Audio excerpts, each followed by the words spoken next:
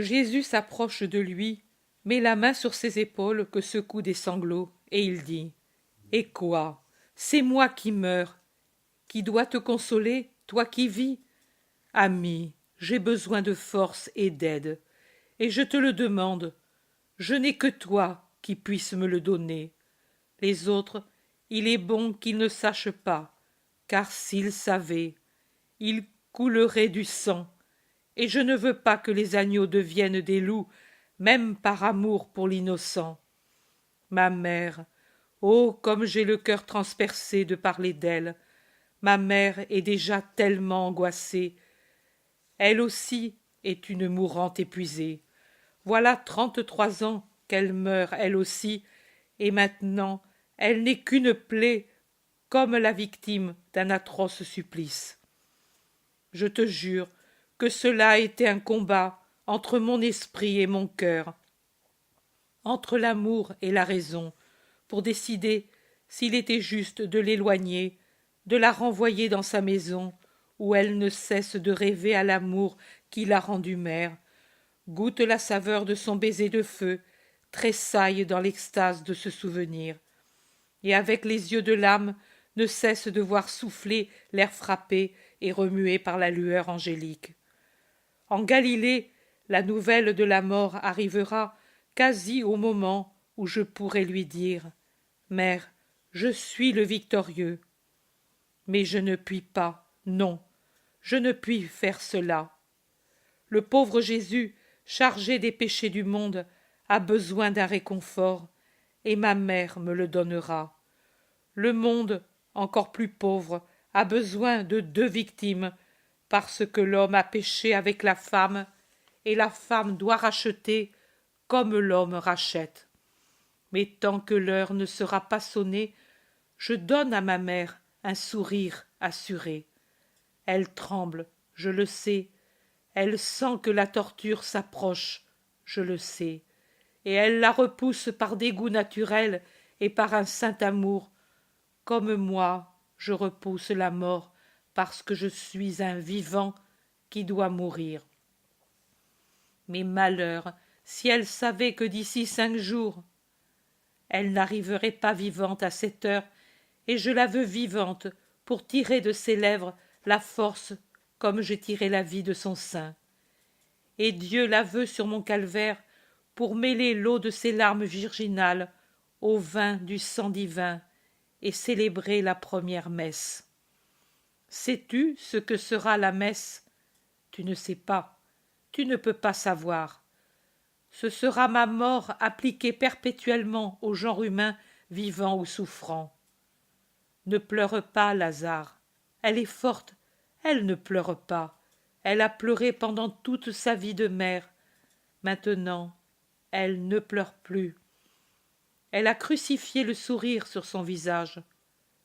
As-tu vu quel visage elle a pris ces derniers temps?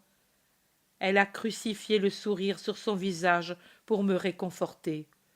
Je te demande d'imiter ma mère. Je ne pouvais plus garder pour moi seule mon secret.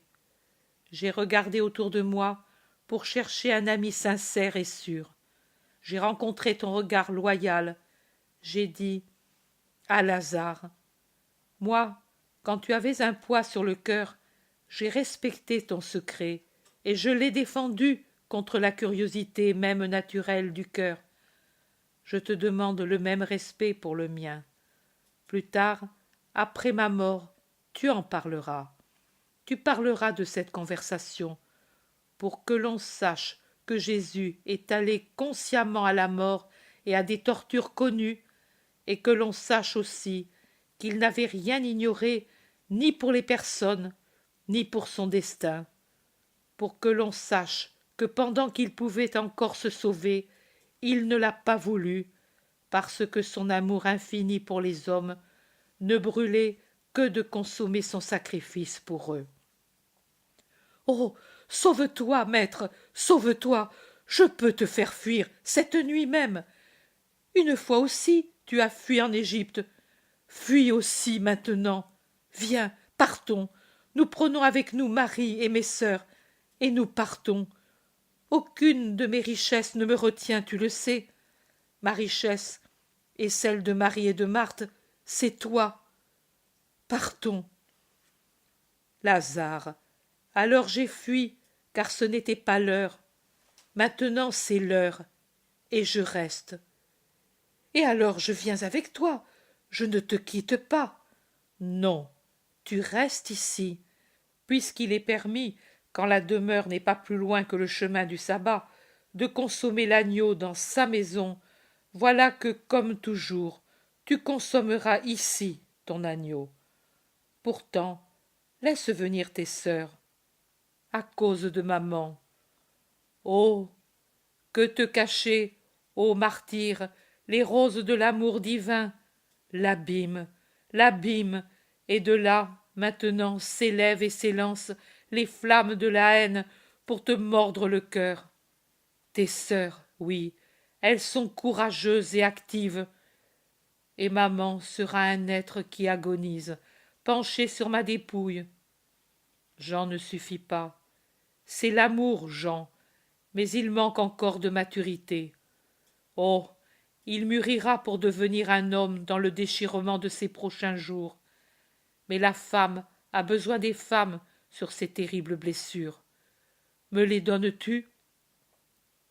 Mais je t'ai toujours tout donné, absolument tout, avec joie, et je souffrais seulement que tu me demandes si peu. Tu le vois, de personne d'autre je n'ai accepté autant que de mes amis de Béthanie. Cela a été une des accusations que l'injuste m'a faites plus d'une fois. Mais je trouvai ici, parmi vous, assez pour consoler l'homme de toutes ses amertumes d'homme.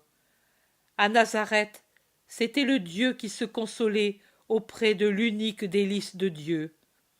Ici, c'était l'homme.